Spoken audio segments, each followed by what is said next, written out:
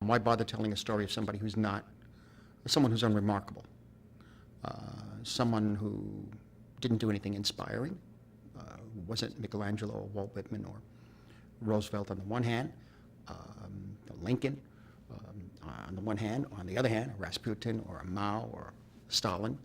And on top of that, someone who led a life that wasn't exemplary, that was kind of pretty ignoble in a way, not because they wanted to harm anybody per se, but because they had no real model for leading a decent life, because this is what they learned from the world around them. So that's something that I've always been attracted to and interesting to me.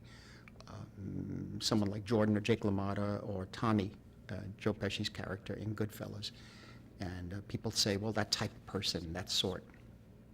But I guess what that means is that they try to distance themselves from them.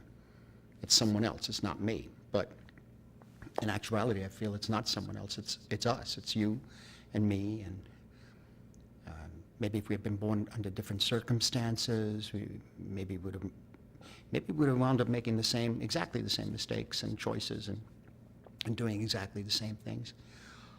Because I really think it's, when they say it's people of that kind, it's really not a matter of equalizing everyone and saying we're all responsible. I think it's a matter of facing and recognizing, acknowledging that part of us, which is a part of our common humanity, and we have to deal with it.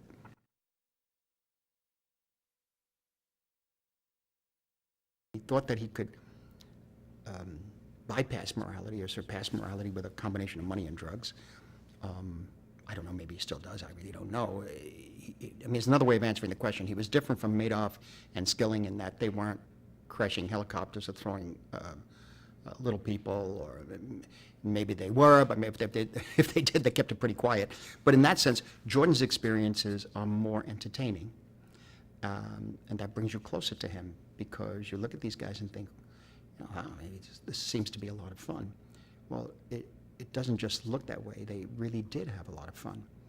In fact, that's really all they could do, is have fun and more on top of that, until it wasn't so much fun anymore. But what they couldn't do was just be. They just couldn't face that.